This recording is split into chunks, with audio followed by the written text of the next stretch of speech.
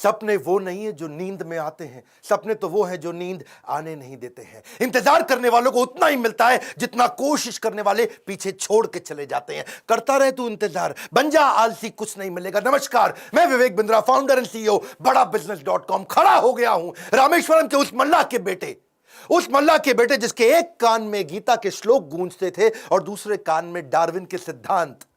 नाव पे तीर्थ यात्रियों को रामेश्वरम के मंदिर लेके जाया करते थे, और जब तीर्थयात्री रामेश्वरम मंदिर की परिक्रमा करते थे उतनी देर बैठ के ये फिजिक्स के सिद्धांत पढ़ा करते थे। बिखरी जुल्फों वाले सिर्फ मेरे या आपके नहीं बल्कि पूरे देश के चहेते डॉक्टर एपीजे अब्दुल कलाम की आज बात करेंगे। एपीजे, ए मतलब अबुल उनके परदादा, पी मतलब पाकिर उनके दादा, जे मतलब जैनुल अब्दीन उनके पिताजी, और अब्दुल कलाम वो उनका खुद का नाम। 11वें राष्ट्रपति, 2002 से 2007 जनवादी राष्ट्रपति, पीपल्स प्रेसिडेंट। एक बार की बात है, कॉन्फ्रेंस में एक अंग्रेज ने पूछा कि अब्दुल कलाम कौन है, एक वाक्य में बताइए। तो वहां बैठे एक बच्चे ने जवाब दिया, he is simple Indian who is inexplicable, यानी कि जिसको एक्सप्लेन ही नहीं कर सकते even with the best of the objectives. यानी कि एडजेक्टिव क्या होता है? वो जो नाउन को समझाता हो।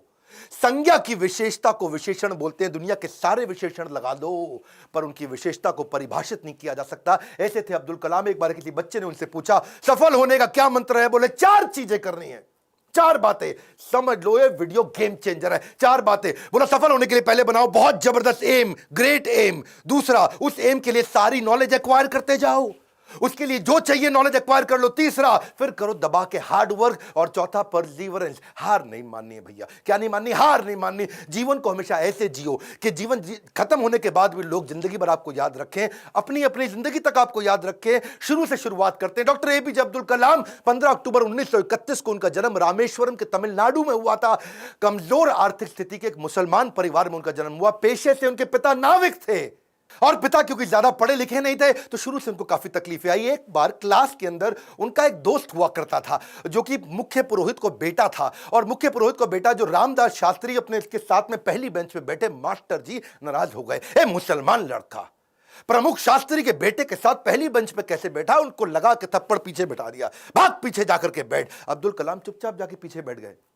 और क्या सोचिए, इस घटना पे उन्होंने उस दिन संकल्प लिया, पीछे बैठ के दुनिया बदलूंगा। और पीछे बैठना कोई मायने नहीं रखता, इसलिए वो कहा करते थे देश का सबसे अच्छा दिमाग क्लासरूम की आखिरी बेंच पे भी मिल सकता है। अच्छा, परिवार बहुत बड़ा था, 10 भाई बहन थे। पैसों की कमी तो होनी थी, तो अपने खर्चा निकालने के लिए अखबार बेचना शुरू किया। छोटी उम्र में अखबार क्यों बेचते थे? इनको पता था पैसा तो मिलेगा, लेकिन सारे रास्ते में बेचते वक्त पूरे अखबार को पढ़ जाऊंगा। चलते चलते सारे अखबार को पढ़ जाया करते थे। 8 साल की जब उम्र में थे ना, ये बहुत छोटे थे। इनके गांव से कई किलोमीटर दूर एक मास्टर जी बहुत बढ़िया गणित पढ़ाते थे, और बोले सुबह 4 बजे 1 घंटे की क्लास फ्री है, उसी बच्चे को पढ़ाऊंगा सुबह 4 बजे जो नहा धो के आएगा।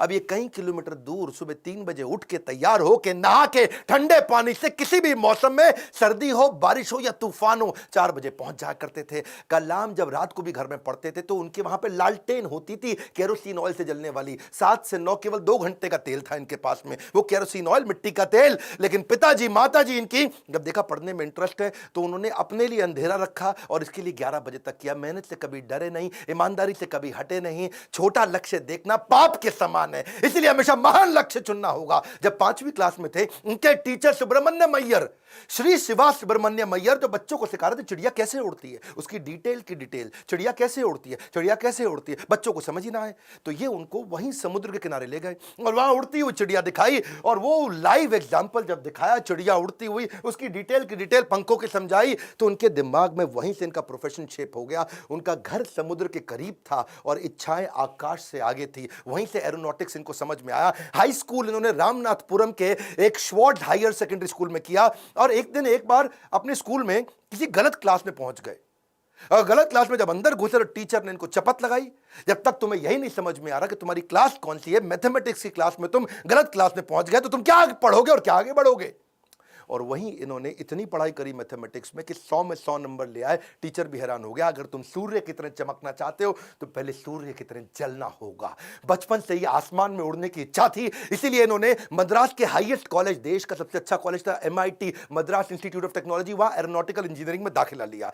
बहन ने काफी पैसा अपना सोना गहना गिरवी रख करके इनको 1000 रुपए दिया। कॉलेज में अब एरोनॉटिक्स था तो विमान के डिजाइन बनाने थे, प्रोजेक्ट मिला, अब विमान के डिजाइन बनाने में लग गए और डिजाइन जो बनाया और टीचर को दिखाया, टीचर को पसंद नहीं आया और टीचर ने कहा अगर तुम एक अच्छा डिजाइन नहीं बना सके ना अब्दुल कलाम तो तुम्हारी स्कॉलरशिप छिन जाएगी, स्कॉलरशिप छिन जाएगी, स्कॉलरशिप छिन जाएगी। इनका दिमाग चकरा गया। टीचर की ये बात सुन के पांव के नीचे जमीन खिसक गई। 1000 रुपए बहन ने गिरवी रखे, मुझे गहने अपने दिए थे और इन्होंने टीचर से कहा मुझको 1 महीना दे दो, बहुत बढ़िया डिजाइन दूंगा। टीचर ने कहा कोई 1 महीना नहीं, 3 दिन मिलेंगे, 3 दिन। इनका दिमाग हिल गया। उस समय ये घबरा गए थे स्कॉलरशिप ना छिन जाए। उसके बाद तो उन्होंने 3 दिन ना खाया ना सोए, 3 दिन ना खाया ना सोए, 72 घंटे लगातार उस पर काम किया, जी जान लगा दिया। और जब प्रोफेसर ने देखा डिजाइन, प्रोफेसर भी हैरान हो गए, उनकी आंख में आंसू आ गए। बोला बहुत बढ़िया डिजाइन बनाया। नींद और निंदा पर जो विजय पा लेते हैं उनको आगे बढ़ने से कोई नहीं रोक सकता। जो नींद और निंदा पे विजय पा लेता है उनको आगे बढ़ने से कोई नहीं रोक सकता है। इसके बाद MIT की परीक्षा अच्छे नंबर से उन्होंने पास करी। अब पढ़ाई तो उनकी हो चुकी थी। अगली लर्निंग इनके जीवन से क्या है? फेलियर को हार्ट में और सक्सेस को हेड में घुसने नहीं देना चाहिए। दिल और दिमाग को कंट्रोल में रखो। अब इनके पास 2 इंटरव्यू की ऑप्शंस आई, एक मिनिस्ट्री ऑफ डिफेंस से और दूसरी एयरफोर्स से। इनको कहां जाना था आपको मालूम है? एयरफोर्स में। और जो डिफेंस का था वो दिल्ली में था और एयरफोर्स था देहरादून में। तो दिल्ली होते हुए देहरादून जा रहे थे और वापसी पे इनको दिल्ली आना था। अब जब ये देहरादून गए वहां पे 25 लोग एग्जाम देने आए वहां इंटरव्यू के लिए, जिनको वहां पे एयरफोर्स में सिलेक्ट होना था। अब 25 में से सीटें थी खाली 8 और इनकी रैंक क्या आई? 9वीं। फेल हो गए, वहां पे 1 नंबर से पीछे रह गए। 8 लोग सिलेक्ट हो गए, ये वहां रह गए। देहरादून से जब उतरते हैं सबसे पहले आता है ऋषिकेश। ये ऋषिकेश गए, वहां इनको मिले स्वामी शिवानंद। स्वामी शिवानंद तो बहुत पॉपुलर है, आज भी ऋषिकेश में उनके कई मठ हैं। तो इन्होंने शिवानंद के जाकर के अपनी तकलीफ बताई। उन्होंने इनको गीता पढ़ने के लिए जब बताया और इनसे कहा कि अगर ख्वाहिश आपके दिलो जान से निकले, पवित्र हो और उसमें शिद्दत हो तो कमाल की एक अजीब सी ताकत होती है उसके अंदर। इसीलिए जो तुमने सोचा है वो होगा, तुम विश्वास से रखो। ये गीता का लर्निंग था। यम यम तम तम, जैसा जैसा वैसा वैसा। यम यम वापी स्मरण भावम, जहां तुम्हारा स्मरण और भाव होगा तुम वैसे पक्का बन जाओगे। कलाम उसके बाद जब दिल्ली लौट के आए अपने गुरु से मिलने के बाद, तो वो मिनिस्ट्री ऑफ डिफेंस की नौकरी बची थी DRDO की। किसको पता था वही DRDO इनके देश को आगे बढ़ाने में सबसे कारगर होगा। ये वहां प्रमोट हुए और किनके साथ? डॉक्टर विक्रम साराभाई की टीम में आ गए। आप चाहते हैं डॉक्टर विक्रम साराभाई पे भी हम वीडियो बनाएं? ये पेट्रियोटिक थे, ऑपर्चुनिस्टिक नहीं थे। अब्दुल कलाम विशेष व्यक्ति थे। 1963 में विक्रम साराभाई की टीम से इनको सिलेक्ट किया गया कि इनको नासा भेजो भैया ट्रेनिंग के लिए। ये 6 महीने की ट्रेनिंग के लिए नासा गए। नासा समझो भैया, नासा, नासा अमेरिका सबसे बड़ी संस्था जिसमें आगे बढ़ना चाहते थे। नासा इनको देख के चौंक गया, बोला यार लड़का बहुत जबरदस्त है। और इनको क्या बोला? भाई तू बहुत चैंपियन है, मेरी बात सुन, तुझको दे रहे अमेरिकन सिटीजनशिप, यहीं रह जा, तनख्वाह देंगे इंडिया के 5 गुना ज्यादा, अमेरिकन सिटीजनशिप, यहीं किसी गोरी से शादी कर, ओए होए जिंदगी में आराम ही आराम। अपनी ऑटोबायोग्राफी, आत्मकथा में इन्होंने बताया कि एक बार के लिए इनके मन में भी विचार आया कि क्या मैं यहां रुकूं या नहीं रुकूं। वो बहुत चुनाव करना कठिन था कि आदर्शों की ओर चला जाए या माला माल होने के अवसर को गले लगाया जाए या पैसों और करियर के लिए इन्होंने सोचा विदेश नहीं जाएंगे, देश सेवा के इस अवसर को नहीं गंवाएंगे। लौट के देश आ गए। डिफिकल्टीज हमेशा आपकी सफलता के रास्ते में आएंगी। अगली कहानी काफी डिफिकल्टीज आई जब इन्होंने शुरुआती टीम साइंटिस्ट की इसरो में ज्वाइन करी। वो क्या कहते हैं, देखो लर्निंग समझना, इन्होंने हमेशा डिफरेंशिएट किया। रियल प्रॉब्लम अलग है, इनकन्वीनियंस अलग है। प्रॉब्लम और इनकन्वीनियंस अलग अलग चीजें होती हैं। अगर आपके घर में भैया आग लग जाए, घर में आग लग गई, धू धू के घर जल रहा है और उसी वक्त आपकी गर्दन भी टूट जाए, हाथ भी टूट जाए, पांव भी टूट जाए, उसको बोलते हैं आप मुसीबत में हैं। बाकी सब कुछ केवल सामान्य असुविधाएं होती हैं। इनके जीवन में इन्होंने असुविधा पे ध्यान नहीं दिया, रियल प्रॉब्लम्स पे ध्यान दिया। असुविधा बहुत आई क्योंकि ये शुरुआती टीम में इसरो की ज्वाइन किए थे। जिंदगी में जितनी बड़ी मुश्किलें होंगी और उन पर अगर आपने काबू पा लिया तो उतना ही बड़ा आपका नाम भी होगा। जब इन्होंने ज्वाइन किया वहां शुरुआती दिनों में तो सेंट मैरीज चर्च था, कुछ नहीं दिया गया, कोई इन्वेस्टमेंट नहीं थी वहां पे।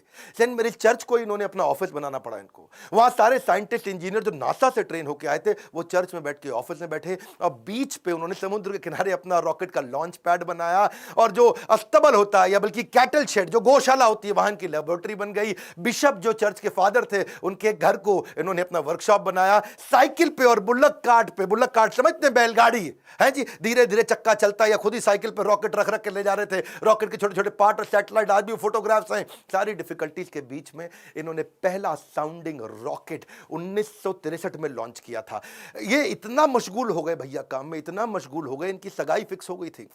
उस समय ये 32 साल की उम्र थी, इनकी सगाई फिक्स हो गई, ये काम में लगे रहे, भैया रॉकेट जाएगा, रॉकेट जाएगा, देश का पहला रॉकेट जाएगा। ये सगाई पे जाना भूल गए लोग बेचारे, वहां मंडप पे इंतजार करते रहे। मंडप तो नहीं, रिंग सेरेमनी थी, वहां इंतजार ही करते रह गए। अरे अब्दुल कलाम आएगा। अब्दुल कलाम रॉकेट बनाने में लगे थे देश के लिए। जीवन में कठिन दौर से गुजरते वक्त ये मत सोचिए कि ये जिंदगी में कठिनाइयां हमेशा रहेंगी। ये कठिनाइयां आई हैं और चली जाई हैं, चली जाएंगी। इन्होंने गीता हाथ में पकड़ ली थी, इनको इनके गुरु ने दिया था, और गीता में क्या बताया, आगाम पाइनो, कठिनाइयां आएंगी और चली जाएंगी। 1969 में इसरो के डायरेक्टर की जब इनको कमान दी गई तो उन्होंने सोचा कि क्यों नहीं SLV-3। SLV-3 क्या होता है? ये एक होता है सैटेलाइट लॉन्च व्हीकल, यानी कि कभी सैटेलाइट को भेजते हैं तो उसका एक लॉन्च व्हीकल चाहिए होता है। एक होती है गोली ठा और एक होती है गोली के लिए बंदूक जिससे गोली निकलती है, तो एक लॉन्च व्हीकल होता है जिससे सैटेलाइट को भेजते हैं और जो अपने ऑर्बिट में जाके सेट होता है। तो जब इनके पास पैसा नहीं था वहां पे, इन्होंने क्या कहा कि भैया SLV-3 के लिए काम करूंगा और PSLV के लिए काम करूंगा। SLV-3 में 1 रुपया लगेगा, PSLV में 1 रुपया लगेगा, तो दोनों मिला के 2 रुपया लग जाएगा। तो ऐसा करते दोनों को एक साथ करने का जुगाड़ करता हूं, 1 रुपये 20 पैसे में कर दूंगा, 80 पैसा बच जाएगा। तक थोड़े कम खर्चे के अंदर दोनों प्रोजेक्ट पूरे कर दिए। इसके लिए उन्होंने सरकार से फंड मांगा। इंदिरा गांधी ने बोला फंड नहीं है, पब्लिकली मना कर दिया, प्राइवेटली थोड़ा सा फंड इनको दिया, और थोड़ा सा फंड मिलने के बाद ये जी जान से अपने प्रोजेक्ट पर लग गए। अब अब्दुल कलाम है भैया, 18 घंटे रोज काम करते थे, साल के 365 दिन, लीप ईयर में 366 दिन भी काम करते थे। 1969 से 1989 तक 10 साल इन्होंने अपना जी जान से मेहनत किया। केवल 2 बार छुट्टी ली, एक बार पिता के देहांत पे, एक बार माता के देहांत पे। बाकी दिन कोई सैटरडे संडे नहीं, 15 अगस्त 26 जनवरी नहीं। 10 साल के कठिन परिश्रम के बावजूद 1979 में इनका SLV-3 satellite launch vehicle fail हो गया। और जब फेल हुआ तो ये बहुत घबरा गए, क्योंकि उस समय ये इसके ऊपर पूरा देश देख रहा था इनको, पूरी दुनिया की मीडिया देख रही थी इनको, हताश हो चुके थे। और उस परिस्थिति में इनके जो प्रोफेसर सतीश धवन जो चेयरमैन थे उस समय, उन्होंने इनको बुलाया कि आओ अब्दुल कलाम, चलो मीडिया इंतजार कर रही है, वहां जाके बात करना होगा। कलाम घबराए हुए थे, अब सब कुछ मेरे ऊपर आ जाएगा, क्योंकि ये मिशन डायरेक्टर, प्रोजेक्ट डायरेक्टर थे। As a mission director, project director, इनके फेलियर पे पूरी दुनिया देख रही थी। और जब सतीश धवन ने इनको बुलाया तो ये और घबरा गए। अब मीडिया को क्या जवाब दूंगा? मीडिया ने कहा करोड़ों रुपया तुमने देश का लगा के बर्बाद कर दिया, तुम्हारे को क्या अधिकार था? और वहीं प्रोफेसर सतीश धवन ने माइक ले लिया और माइक लेकर के क्या बोला, ये टीम बहुत जबरदस्त है, पहली बार किया है, फेल हुए हैं, 1 साल के अंदर यही टीम दोबारा इसी SLV-3 को लॉन्च करेगी। और दुगनी ऊर्जा भर दी टीम के अंदर। सारे फेलियर को, अब्दुल कलाम के फेलियर को उन्होंने अपने ऊपर ले लिया। ये देख करके अब्दुल कलाम हैरान हो गए। 1 साल दोबारा जी जान से मेहनत करी, इंटेलिजेंस आ चुकी थी, और इस बार SLV-3 जब सफल हो गया तो उसके बाद फिर अब दोबारा प्रोफेसर धवन ने माइक इस दफा कलाम जी के हाथ में दे दिया। बोला अब तुम सफल हो गए हो, अब जवाब तुम दोगे। अब्दुल कलाम हैरान हो गए, बोले this is called leadership. How to handle success ये सबको आता है, हाउ टू हैंडल फेलियर ये प्रोफेसर धवन ने सिखाया कि जब मैं सफल होऊंगा तो टीम को क्रेडिट दे दूंगा, और जब विफल होऊंगा तो सारा का सारा फेलियर अपने ऊपर ले लूंगा। इस बात से प्रभावित आगे चल के इंदिरा गांधी भी हो गई, और देखा क्या उन्होंने कि ये दोनों ने बहुत जबरदस्त काम किया। उन्होंने प्रोफेसर धवन को बोला मैं अब्दुल कलाम से मिलना चाहती हूं, इन्होंने अब्दुल कलाम को बोला आ जाओ भैया, इंदिरा गांधी मिलना चाहती हैं। वो बोले भाई मेरे पास तो कपड़े नहीं, मैं चप्पल में फटी हुई घूम रहा हूं, मैं कैसे अब उनके आकर के मिलूंगा? तो उन्होंने कहा कि भाई कलाम तुम पहले से ही सफलता का सूट पहने हुए हो, कलाम तुमने पहले से ही सफलता का सूट पहना है, कपड़ों का सूट नहीं चाहिए। और उन्होंने जाकर के वहां जब इंदिरा गांधी से मिले, बड़ी प्रभावित थी। उन्होंने कहा कि अब तुम्हारे को डिफेंस में और काम करना पड़ेगा। इस समय चाइना भी, पाकिस्तानी भी, आजू बाजू सब लोग मिसाइल की तैयारियां कर रहे हैं, तुम मिसाइल बनाओ हमारे देश के लिए। और उसी समय अटल बिहारी वाजपेयी से भी उनकी पहली मुलाकात हुई। अटल से जब उन्होंने हाथ मिलाने के लिए आगे बढ़ा तो अटल इनसे हाथ नहीं मिलाए, अटल बिहारी जी इनको गले लगा लिए। इंदिरा गांधी मुस्कुराई, बोलिए ध्यान रखना अटल बिहारी जी ये मुसलमान है। अटल बिहारी बोले ये मुसलमान बाद में हैं, पहले हमारे देश के नागरिक हैं और हमारे देश के महान साइंटिस्ट हैं। अब्दुल कलाम उनको देख के बहुत मुस्कुराए। सफलता पे सफलता मिल रही थी, उसका उन्हें इनाम भी मिल रहा था। 1981 में पद्म भूषण अवार्ड दिया, 82 में DRDO का डायरेक्टर बना दिया। डिफेंस की ऑर्गेनाइजेशन DRDO उसके मुख्य पद पे आ चुके थे, पर मन से वो खुश नहीं थे, मन से खुश नहीं थे, क्योंकि जानते थे कि चाइना और पाकिस्तान मिसाइल पे मिसाइल बना रहा है और उन्हें देश की सुरक्षा खतरे में नजर आ रही थी। उस दौरान कमाल की बात देखो, अजीबो गरीब इमेजिनेटिव व्यक्ति थे अब्दुल कलाम जी। उन्होंने महाभारत को पढ़ना शुरू किया और महाभारत में बर्बरीक की कहानी सामने आई, उससे बड़े इंस्पायर्ड हुए। बर्बरीक की कहानी अलग सी ही थी। बर्बरीक कहते हैं कि उनके पास 3 तीर है और 3 तीर से वो क्या करेंगे, पहले तीर में सबको प्रोटेक्ट कर लेंगे, भाई किस किस को प्रोटेक्ट करना है, दूसरे में किस किस को अटैक करना है। मेरी बात समझना, पहले 2 तीर में क्या करेंगे, किसको अटैक करना है उन सबको डिसाइड कर लेंगे, उसके बाजू में किस किस को, सबको थोड़ी पूरा का पूरा शहर उड़ा दें। भाई जिसको प्रोटेक्ट करना है उसको सिलेक्ट कर लिया, जिसको अटैक करना है उसको सिलेक्ट कर दिया, तीसरे तीर में गेम ओवर, खत्म कर दिया। तो उनके पास 3 तीर थे। वहां सोचे यार ये तीर किसको प्रोटेक्ट, किसको अटैक, कैसे जाना है, किधर किधर जाना है, बड़ा गाइडेड तीर है। वहां से उन्होंने इंटीग्रेटेड गाइडेड मिसाइल प्रोग्राम तैयार किया कि क्यों नहीं कोई ऐसी मिसाइल बना दे कि आदमी लेफ्ट भागे तो मिसाइल लेफ्ट चली जाए, आदमी राइट भागे तो मिसाइल राइट चली जाए, और जिस टैंक को उड़ाना है वो टैंक आगे निकल गया तो मिसाइल आगे चली जाए। गाइडेड मिसाइल कैसे बनाए, बर्बरीक के उनको इस प्रसंग से इमेजिनेटिव थे। एक इंटरव्यू में बोले कि भगवान कृष्ण के सुदर्शन चक्र से सीखने को मिला। भाई भगवान कृष्ण का सुदर्शन चक्र बड़ा रिमोट कंट्रोल्ड होता है। भाई कृष्ण ने चक्कर छोड़ा और सामने वाले के पास जाके पहले चक्कर रोक दिया, जितनी देर पहले बातचीत करनी है बातचीत कर लिया, चक्कर घूमे जा रहा है, और जब बोलते खत्म करो अटैक करो तो चक्कर मारा उसको और वापस आ गया। तो बोले यार ये बड़ा सिस्टम है, बड़ी एडवांस टेक्नोलॉजी थी। तो वहां से उनको इंटीग्रेटेड गाइडेड मिसाइल ये मॉडल उन्होंने शुरू किया और उसके बाद उन्होंने एक के बाद एक मिसाइल की झड़ियां लगा दी। देखो, who dare to imagine the impossible are the ones who will break all human limitations. Imagination के बारे में वो हर कॉलेज में लेक्चर दिया करते थे। 1985 में उन्होंने त्रिशूल नाम की मिसाइल लॉन्च करी, फिर उन्होंने पृथ्वी लॉन्च करी 1988 में। 89 में अब अग्नि के पीछे लगे हुए थे। उन्होंने आकाश भी कर दिया, नाग भी कर दिया, अग्नि नहीं होती थी उनसे, अग्नि में बार बार फेल हो रहे थे। अग्नि मिसाइल ये बड़ी इंपॉर्टेंट प्रोजेक्ट था, लेकिन देश भर में अब लोगों ने क्वेश्चन करना शुरू कर दिया। लोग अपने अपने हिसाब से इसका अलग अलग मतलब निकाल रहे थे, भाई क्यों फेल हो रहे हैं। अमूल ने तो वहां पे एक एड लगा दी, और अमूल कहता है जी अग्नि मिसाइल के अंदर तुम्हारा पेट्रोल कम पड़ जाता तो अमूल का बटर डाल लो। लोगों ने मजाक बनाना शुरू कर दिया और बार बार लोगों के सवालों के कारण ये बहुत सीरियस थे। और उसी 89 के एंड आने से पहले पहले इन्होंने अग्नि को भी सफल बना दिया। बार बार असफल होने पर भी उत्साह न खोना ही सबसे बड़ी सफलता है। बाकी सारे शक्तिशाली देशों को वो देख रहे थे, वो मिसाइल लॉन्च कर रहे थे, दूसरे महाद्वीप पे कैसे अटैक कर सके, इंडिया से मिसाइल छोड़े यूरोप तक पहुंच सके, अमेरिका तक पहुंच सके, दूसरे महाद्वीप तक पहुंच सके। सब लोगों ने बड़ी तैयारी करी। इन्होंने 89 में अग्नि को जब लॉन्च किया तो रशिया, यूएस, चाइना, फ्रांस और यूके के बाद भारत छठा देश था जिसने इतने पावरफुल मिसाइल्स बनाए। मेरी बात समझिए, दुनिया भर के 250 देशों को पीछे करके अब्दुल कलाम थे जिन्होंने भारत को छठे रैंक पर लाके खड़ा किया। हाँ, ये कहते थे मिसाइल यूज नहीं करना है, लेकिन विराट रूप तो दिखाना है ना अपना। 10वें अध्याय के बाद जब भगवान कृष्ण ने देखा कि अर्जुन उबासी ले रहा, अर्जुन सीरियस नहीं ले रहा, तो मैं विराट रूप दिखाऊं। और जब कृष्ण ने विराट रूप दिखाया, कृष्ण ने मारा नहीं, किसी को विराट रूप दिखाया, अर्जुन एकदम लाइन पे आ गया, बात समझ आ गई बात। इसीलिए कभी कभार बाजू का पाकिस्तान, चाइना जब आंख दिखाए तो विराट रूप दिखा दो, थोड़ी मिसाइल छोड़ देंगे, विराट रूप दिखा दो, अपने आप लाइन पे आया, समझ आ गया, वापस आ जाओ, सॉरी।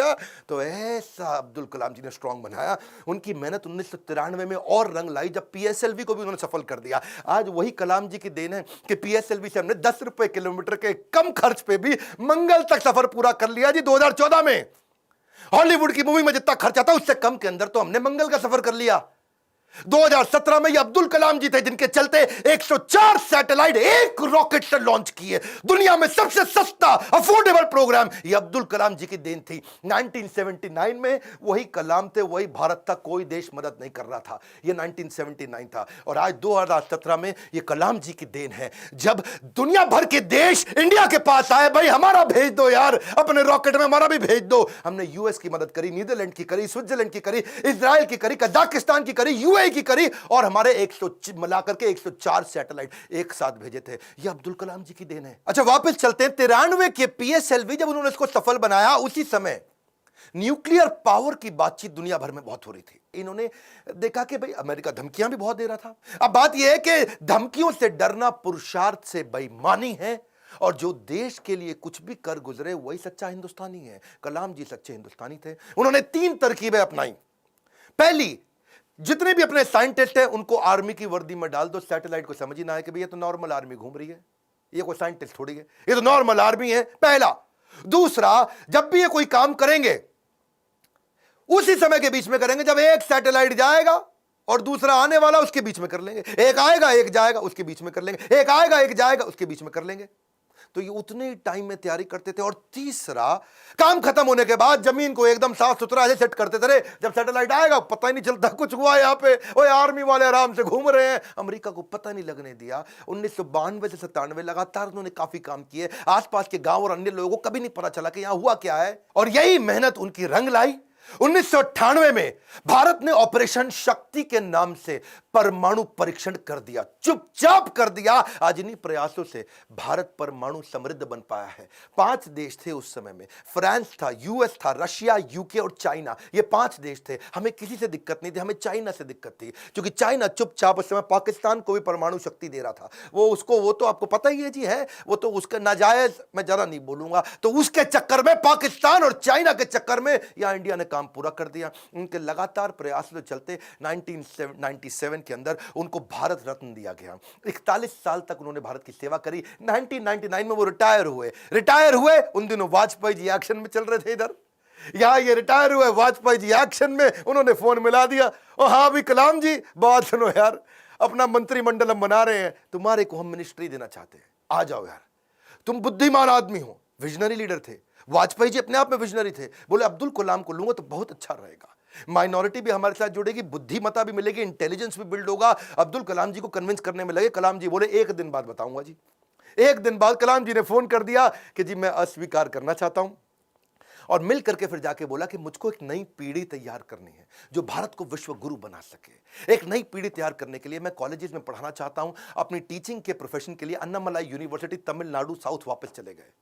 अगली बार यहां तो सब ठीक हो गया। अब जब राष्ट्रपति बनने का समय आया 2002 में, कई लोगों का नाम आया, बहुत सी चीजें आगे पीछे हुई, और उन्हीं दिनों जब वो नाम आया तो फिर से यहां घंटी बजते रही इनके ऑफिस के अंदर, कलाम जी के।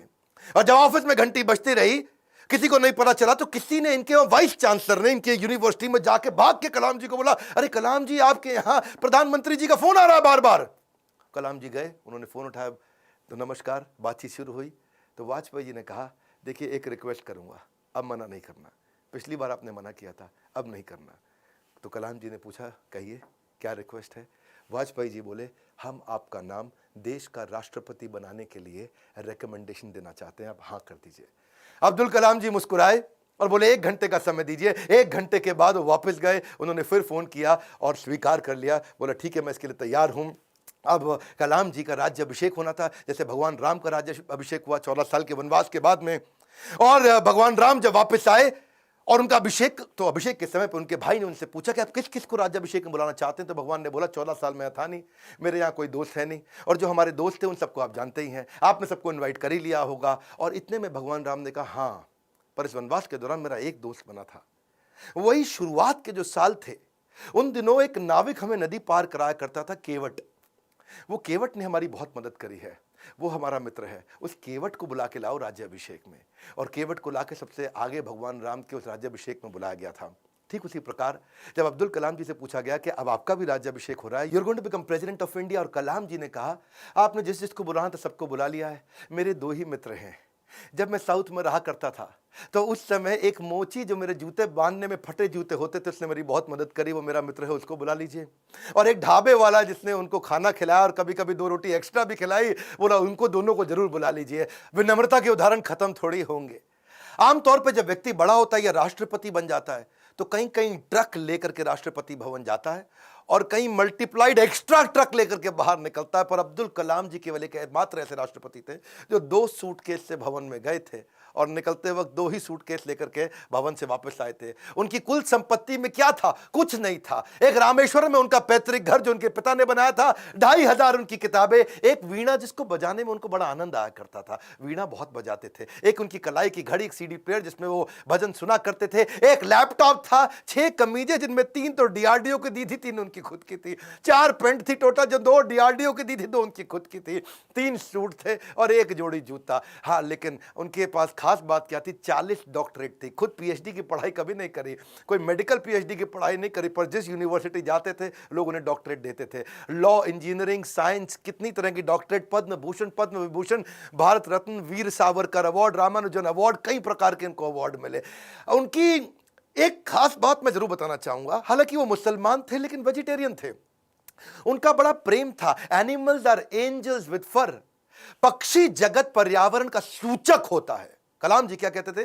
वो पर्यावरण का सूचक है, और अगर वो मुसीबत में है तो समझ लेना कि अब हमारे भी बुरे दिन दूर नहीं है। एक बार उनको जो डीआरडीओ की उनकी दीवार हुआ करती थी ना बाउंड्री की, तो उनको बोला गया सिक्योरिटी के लिए कांच वांच लगा दो। बोला बिल्कुल नहीं, ये बर्ड्स के लिए बड़ा हार्मफुल हो सकता है। उन्होंने मना कर दिया। और जिस समय वो प्रेसिडेंट बने थे, बाद में जब वो राष्ट्रपति भवन के अंदर मुगल गार्डन में जब वॉक किया करते थे ना, तो वो एक मोर को देखा जो ना मुंह खोल पा रहा ना बंद कर पा रहा है। स्पेशली उन्होंने वेटनरी डॉक्टर को बुला के देखा, तो देखा मोर के गले में ट्यूमर है, ना मुंह खोल पा रहा है ना मोर मुंह बंद कर पा रहा है। उन्होंने इसका इलाज कराया। एक लीडर की महानता का इसी बात से पता चलता है कि वो किन लोगों की मदद कर रहा है जो बदले में उन्हें कुछ नहीं दे सकते। जब कोई लीडर ऐसे लोगों की मदद करता है जो बदले में कुछ नहीं दे सकता, वही एक महान लीडर की निशानी है। अच्छा, अब्दुल कलाम जी की एक बात मेरे दिल को छू गई। वो परिवारवाद नहीं, राष्ट्रवाद में बिलीव किया करते थे। जब वो राष्ट्रपति भवन में थे, See, he's a man of principle and therefore is always respected everywhere. उनके क्योंकि जो भाई थे ना, उनको बहुत प्रेम करते थे, बहुत प्रेम करते थे अपने भाई से, बचपन से ही प्रेम था। और उनके अपने सगे भाई का पोता दिल्ली के अंदर मुनीरका में किराए के कमरे पर रहा करता था। 2006 में जब कलाम ने एक दफा सारे परिवार को इनवाइट किया, क्योंकि उनका कोई परिवार वहां रहता नहीं था, वो राष्ट्रपति भवन में अकेले रहते थे।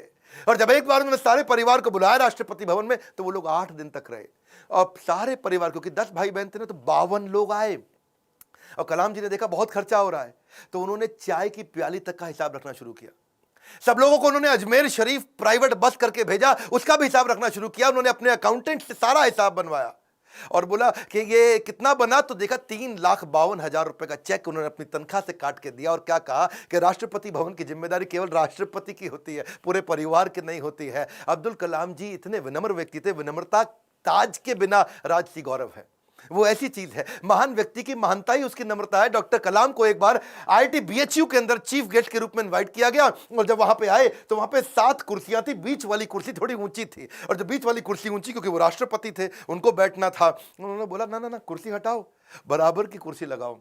तो बोले नहीं सर, ये स्पेशल कुर्सी है हमारे चीफ गेस्ट के लिए। तो वो समझ गए कि चीफ गेस्ट कौन होते हैं भैया, जो एजुकेशन में महागुरु है वही है। तो उन्होंने वाइस चांसलर को बोला, आप आइए बैठिए। वाइस चांसलर घबरा गए, बोला राष्ट्रपति आप हैं, you are the first person of our country, आप बैठेंगे। बोला बिल्कुल नहीं। फिर उन्होंने अपनी कुर्सी हटवाई, बराबर की कुर्सी पे बैठे। कलाम जी ऐसे थे, ईमानदारी एक जादुई गुण है। यदि आपका हृदय ईमान से भरा है तो शत्रु का पूरा संसार आपके साथ खड़ा है। कहते हैं कि कोई भी पैतृक संपत्ति, माता पिता की दी हुई कोई भी पैतृक संपत्ति ईमानदारी के बराबर आपको अमीर नहीं बना सकती। सबसे ज्यादा अमीर व्यक्ति वही जो ईमानदार है, पूरा संसार आपके साथ खड़ा है। कलाम साहब तो एवर यूथफुल थे। 70 साल की उम्र में youth icon of the year का अवार्ड उनको मिला।